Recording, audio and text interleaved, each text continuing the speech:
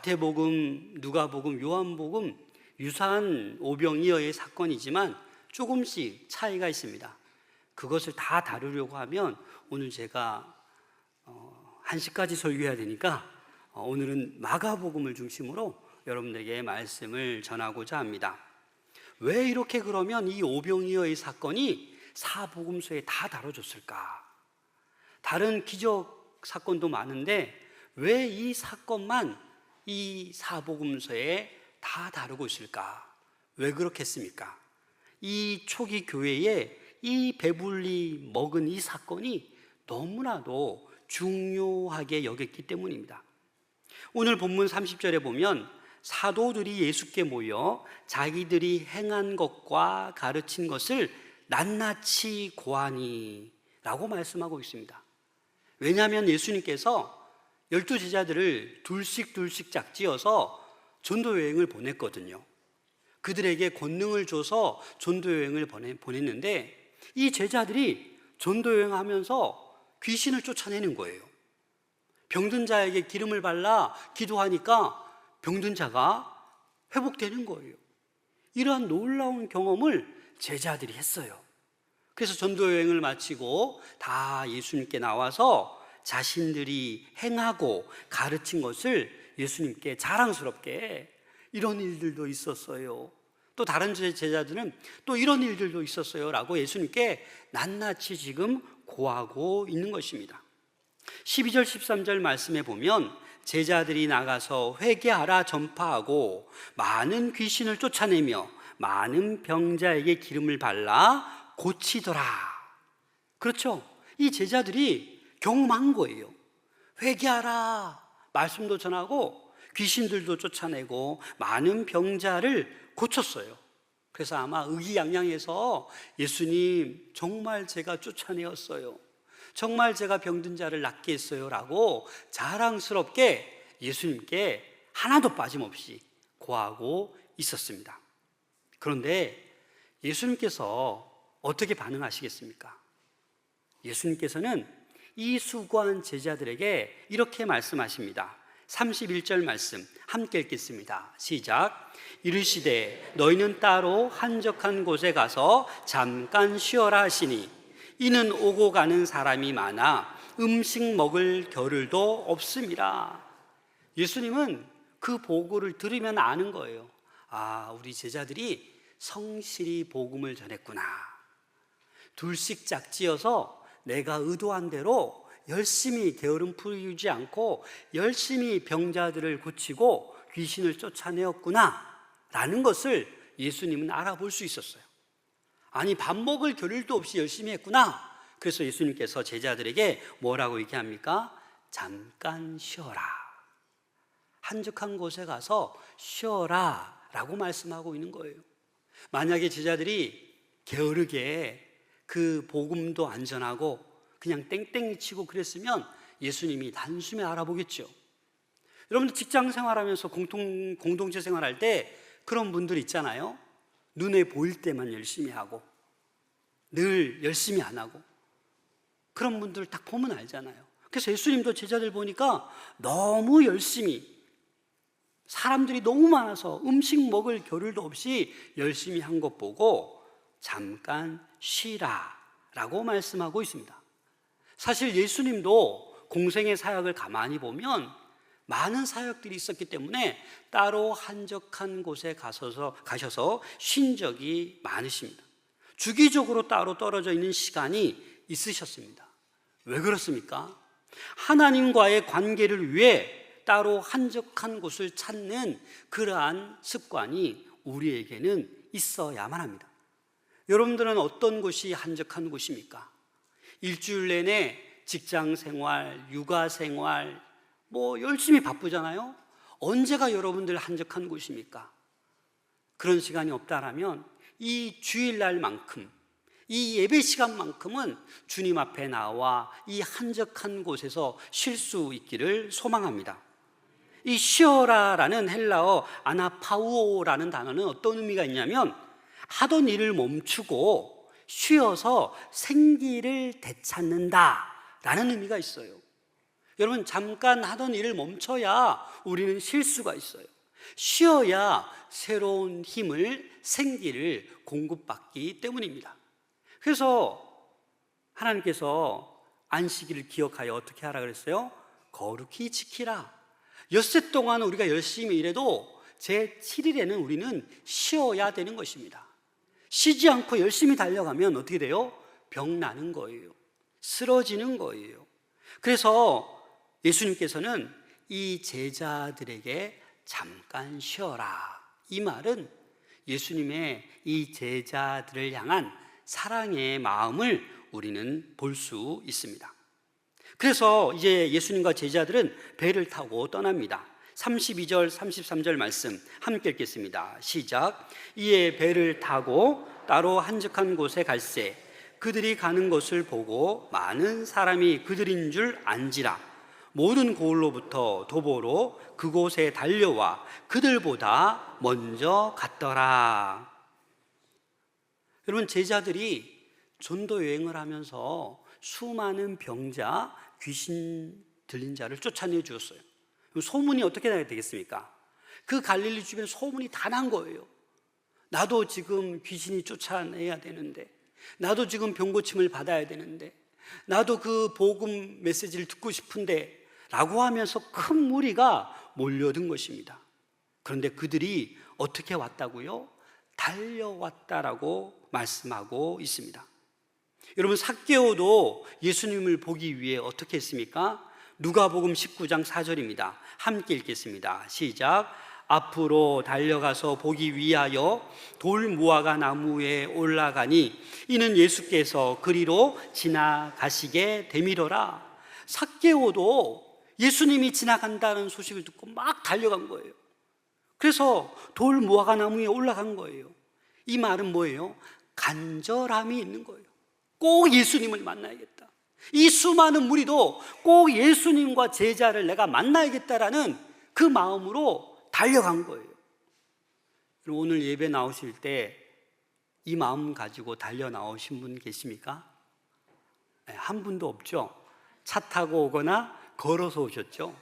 그런 달려감의 말을 하는 것이 아니라 우리는 우리 가운데 예배에 대한 사모함, 간절함이 있으셔야 합니다. 그냥 오늘 또 예배 그냥 가는 거지 뭐, 주일이니까 내가 예배 드려주는 거지 뭐, 내가 그냥 봉사하는 거지 뭐, 이런 마음이 아니라 오늘 하루 예배를 위하여, 이 복된 주일을 위하여, 하나님, 제가 한 주 동안 열심히 살았습니다. 제가 너무너무 지쳐 있어요. 제가 이 해결하지 못한 어려운 문제가 있어요. 제 병이 찾아왔어요. 제 정신적으로 너무 힘들어요. 자꾸 우울감이 떠올라요. 하나님, 간절한 마음으로 하나님께 나올 때 회복되는 은혜가 있을 줄로 믿습니다. 간절한 마음을 가지고 있는 자에게 하나님께서는 기적을 베풀어 주시는 겁니다. 해주시면 해주시고 말면 말고, 이런 마음은 하나님께서 기뻐하시지 않으십니다. 여튼 제자들은 예수님께서 쉬라고 하셨지만 그 배를 타고 잠시 이동하는 그 순간만큼은 조금은 쉬었을 것 같습니다. 예수님께서 이렇게 또 반응하십니다. 34절 말씀 함께 읽겠습니다. 시작. 예수께서 나오사 큰 무리를 보시고 그 목자 없는 양 같음으로 인하여 불쌍히 여기사 이에 여러 가지로 가르치시더라. 예수께서 나오사, 어디에서 나온 거예요? 배에서 이제 내리셨는데, 내리자마자 수많은 군중이, 무리가 모여 있는 거예요. 그런데 예수님이 딱 보았을 때 그들이 어떻게 보였어요? 목자 없는 양같이. 여러분, 양은요, 목자가 없으면 뭐예요? 죽는 거예요, 죽는 거. 시한부 인생이에요. 양들은 미련하고 어리석기 때문에 목자가 없으면 언제 죽을 줄 몰라요. 들짐승의 밥이 되거나 낭떠러지에 떨어 죽거나 그 늘 위험이 도사리고 있는 거예요. 그런데 그 수많은 무리들이 예수님이 보자마자 목자 없는 양같이 보였어요. 그래서 불쌍히 여기셨어요. 이 불쌍히 여기다, 플랑크니조마이라는 이 헬라어 단어는 어떤 의미냐? 이 창자, 내장을 얘기하는 거예요. 그래서 이 당시 사람들은 이 마음이 이 창자, 내장이 있다고 생각했어요. 그래서 이 불쌍히 여긴다라는 것은 이 인간 마음이 내장에서 비롯되기 때문에 이 내장 창자가 막 끓는 거예요, 끓는 거. 아픈 거예요, 아픈 거. 그래서 예수님도 이 목자 없는 무리들을 보시면서 불쌍히 여기셨어요. 그래서 그들을 어떻게 합니까? 여러 가지로 가르치시더라. 다시 말해서 예수님께서 이런저런 복음의 말씀을 그 수많은 무리들에게 가르쳤다라는 거예요. 오늘날 이렇게 마이크가 있는 것도 아닌데 어떻게 가르쳤을까요? 남자만 5천 명인데. 제가 신대원 때 성지순례 갔을 때 가이드가 그렇게 얘기하더라고요. 갈릴리 바닷가 가서 여기가 바로 오병이어를 베푸는 그런 장소로 여겨진다. 그런데 의외로 사람들이 조용히 앉아 있으면 이 소리를 크게 하면 들려요, 안 들려요? 우리는 안 들릴 것 같은데 이 세상이 조용하면 들린다라는 거예요. 이 수많은 수천 명이 앉아 있지만 그 예수님의 권위 앞에, 그 가르침 앞에 다들 조용히 듣기 시작한 것입니다. 그런데 그 예수님의 가르침이 얼마나 이 꿀송이 같은지 시간 가는지를 모르는 거예요. 해가 저물어 가는데도 알지 못하는 거예요. 예수님조차도 시간 가는 줄 모르시고 계속해서 가르치시는 거예요. 그러자 누가 반응합니까? 35절에 보니까 때가 저물어 가매 제자들이 예수께 나와 여짜오되 이곳은 빈들이요 날도 저물어 가니. 무슨 말입니까? 예수님 그만 좀 하시죠. 지금 어두컴컴해져요. 지금 다들 배고파해요. 왜 계속 하십니까? 지금 이 빈들이라서 먹을 것도 없어요, 주님. 그렇게 지금 얘기하고 있는 것입니다. 사랑하는 여러분, 이들이 있는 곳은 빈들입니다. 다시 말해서 광야입니다. 이스라엘 백성들은 40년 동안 광야에서 기적을 체험했습니다. 날마다 만나와 메추라기로 하나님께서 베풀어 주셨습니다. 40년 동안 옷이 헤어지지 않고 신발도 헤어지지 않는 그런 놀라운 은혜를 경험했습니다. 우리 예수 믿는 사람들에게는 이 광야 생활, 이 빈들에 서 있는 그런 순간이 있습니다. 아니, 그런 순간을 경험하셔야만 합니다. 왜냐하면 이 광야는 온전히 하나님만 바라보고 하나님만 의존할 수 있는 그런 자리이기 때문입니다. 볼 것이 없어요. 의지할 것이 없어요. 그래서 광야에 서 있는 동안 하나님의 보살핌과 그 은혜의 풍성함을 경험하고 확신하는 기회가 되기 때문입니다. 36절 말씀 보시면 무리를 보내어 두루 촌과 마을로 가서 무엇을 사 먹게 하옵소서. 누가 한 말입니까? 제자들이 제안한 거예요. 예수님, 이 많은 무리들 어떻게 먹습니까? 각자 흩어져서 알아서들 각 마을과 촌에 가서 사 먹게 하세요 라고 하는 거예요. 여러분, 이 말이 현실적이고 어찌 보면 타당한 말이에요. 그렇죠? 빈들에 뭐 가지고 있는 것도 없는데 어떻게 그걸 다 먹이겠습니까? 제일 좋은 방법은 흩어져라, 알아서 먹을 거 해결하라 라고 제안한 것입니다. 그런데 예수님의 생각은 달랐습니다. 예수님은 매우 의외의 말씀을 하십니다. 37절 말씀 함께 읽겠습니다. 시작. 대답하여 먹을 것을 주라 하시니 여짜오되 우리가 가서 200데나리온의 떡을 사다 먹으리까? 너희가 먹을 것을 주라. 그러자 제자들이 반응합니다. 우리가 가서 200데나리온의 떡을 사다 먹으리까? 이 말은 뭐예요? 200데나리온 우리 돈 없다라는 거예요. 여러분, 이 한 데나리온은 하루 일한 품삯이에요. 오늘날로 말할 것 같으면 제일 못 받아도 10만 원 받는다고 하면 2천만 원. 2천만 원 가지고 떡, 빵 사다가 이 5천 명 나눠 먹는 거예요. 그런데 여러분, 지금은 대형 마트가 있잖아요. 그 당시 마트가 있습니까? 없어요. 돈이 있다고 해도 어느새 그 고을에 가서 또 빵을 만들고 떡을 만들어서 언제 가져오냐라는 거예요. 그런데 그것도 힘든데 너희가 먹을 것을 주라? 왜 예수님께서 이렇게 말씀하셨을까요? 이렇게 말씀하신 이유는 이거예요. 예수님께서 언제까지 너희와 함께 있으며 언제까지 너희의 필요를 내가 채워줄 수 있느냐? 이제는 나는 십자가에 매달릴 것이다. 이제는 제자들이 나의 일을 너희가 이제 담당해야 된다 라는 것을 지금 암시하고 있는 것입니다.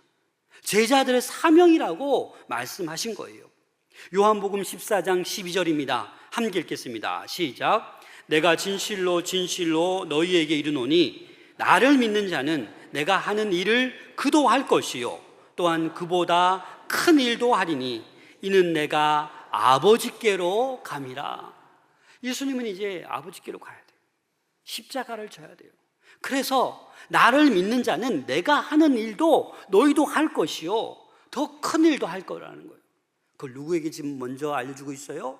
제자들에게 그 사명을 말씀해 주고 있는 것입니다.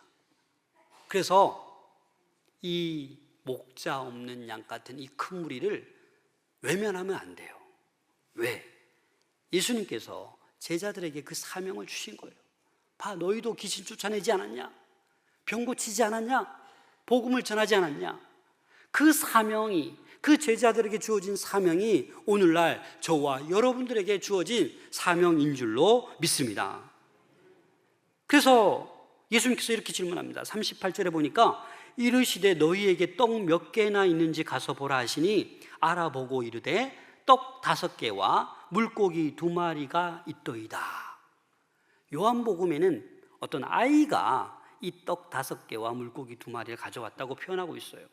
여튼 지금 그 많은 무리 가운데 지금 있는 게 뭐예요?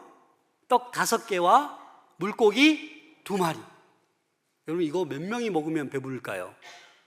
2-3명이 먹으면 없죠. 그런데 이걸 가지고 와서 지금 너희가 먹을 것을 주라 하고 뭐 얼마나 있느냐? 겨우 떡 5개, 물고기 2마리. 이 당시 빵은 이 두께가 2.5cm, 지름이 한 20cm 된다고 합니다. 그 정도 크기의 빵 5개 누가 먹겠습니까? 그래서 지금 이 너무나도 어려운 얘기예요. 힘든 얘기예요. 제자들은 답답한 거예요. 예수님 지금 속으로 지금 막 속이 터지는 거예요. 아니 이걸 가지고 어떻게 하라고. 그런데 제자들은 그래도 순종은 합니다. 어떻게 해요? 각 떨어져서 50명씩 100명씩 앉히라고 하니까 또 그렇게 앉힙니다. 여러분, 우리는 그저 가지고 있는 것이 무엇인지 확인만 하고 누구에게 드리면 돼요? 예수님께 드리면 됩니다. 지금 이 제자들도 그 빵 5개, 물고기 2마리 그냥 드린 거예요. 그게 다니까. 39절 40절 말씀해 보면 제자들에게 명하사 그 모든 사람으로 때를 지어 푸른 잔디 위에 앉게 하시니 때로 100명씩 또는 50명씩 앉은지라. 여러분 이 푸른 잔디라고 했잖아요. 그 이스라엘 땅에는요 이 푸른 색깔의 잔디는 봄에만 푸른색을 띠는 거예요. 그래서 이 오병이어의 사건은 계절상 어느 계절이에요? 봄을 얘기하는 거예요. 그리고 무리가 50명씩 100명씩 이렇게 잔디밭에 서로 이렇게 앉아 있는 거예요. 그래서 이 오병이어를 가지고 어떻게 합니까? 예수님께서는 이 떡 5개 2마리의 이 물고기를 가지고 겨우 이거밖에 안 되냐라고 한숨 내쉬지 않았어요. 불평하지 않았어요. 절망하지 않았어요. 그냥 예수님께서 제자들이 가지고 온 이 떡 5개와 물고기를 가지고 처음 한 행동이 뭡니까? 42절 말씀입니다. 41절 함께 읽겠습니다. 시작. 예수께서 떡 5개와 물고기 2마리를 가지사 하늘을 우러러 축사하시고 떡을 떼어 제자들에게 주어 사람들에게 나누어 주게 하시고 또 물고기를 2마리 모든 사람에게 나누심에 어떻게 하셨습니까? 하늘 우러러 어떻게 하셨어요? 축사하셨어요. 이 축사한다라는 말은 현대인의 성경을 보면 감사 기도를 올려드린 거예요. 한숨 내쉬고 절망하시지 않고 그 5개의 떡, 물고기 2마리, 인간적으로 볼 때는 와, 이거 2-3명 먹지도 못하는 거, 이렇게 원망할 수도 있는데 예수님은 그 작은 것을 하늘 우러러 감사기도 하셨다라는 겁니다. 사랑하는 여러분, 이렇게 감사기도할 때 놀라운 일이 일어납니다. 여러분, 사랑하는 여러분, 어떠한 상황 가운데 있을지라도 그것을 온전히 하나님께 내어 맡길 수 있기를 소망합니다. 오로지 죽음 앞에 있을지라도 감사함으로 하나님께 나아갈 때 놀라운 일이 일어나고 있는 것입니다. 42절 44절 보면 다 배불리 먹고 남은 떡 조각과 물고기를 12바구니에 차게 거두었으며 떡을 먹은 남자는 5,000명이었더라. 예수님께서는 이 목자 없는 양과 같은 이 무리들, 이 5,000명 먹는 이 무리들에게 어떻게 하셨습니까? 먼저 영의 양식을 주셨어요. 그들을 불쌍히 여기시며 여러 가지 말씀으로 가르쳤어요. 그런 다음에 육의 양식, 현실적으로는 아무것도 없고 떡 5개, 물고기 2마리였지만 그 모두에게 배불리고 남음이 있을 수 있도록 육의 양식을 먹이시는 진정한 참목자가 예수 그리스도이십니다. 여러분들이 이 예수 그리스도를 믿으시죠? 그래서 우리는 이 영의 양식, 예배를 통하여 영의 양식, 통독을 통하여 묵상을 통하여 큐티를 통하여 영의 양식을 드시고 또 우리 살아가면서 이 육의 양식을 베풀어 주시는 주님을 바라볼 수 있어야만 합니다. 지금 경제적으로 너무나도 어려운 시대에 우리가 살아가고 있습니다. 코로나 이후에 많은 분들이 힘들어하고 있습니다. 그래서 사람들의 마음이 강팍해지고 더 인색해지고 남을 배려하는 마음이 사라지고 있어요.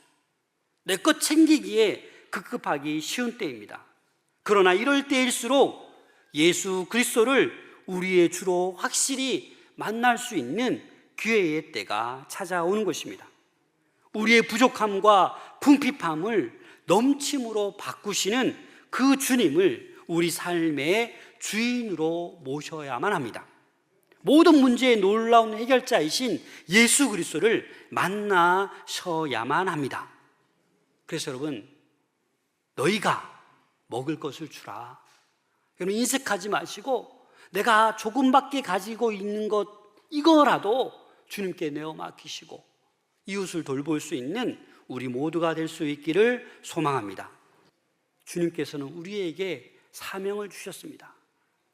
너희가 이제는 주변에 목자 없는 양같이 떠도는 그 불쌍한 인생들에게 너희가 가서 먹을 것을 주라 라고 말씀하고 계십니다. 사랑하는 여러분, 우리 주변에 조금만 사랑의 눈으로 보면 목자 없는 양같이 죽음 앞에서 헤매는 이들이 너무나도 많습니다. 그들에게 간절히 기도하고 힘써 전도할 수 있는 우리 모든 성도님들 될 수 있기를 소망합니다. 그래서 이 사명을, 주님께서 우리에게 주신 사명을 잘 감당할 수 있는 우리 모두가 될 수 있기를 소망합니다.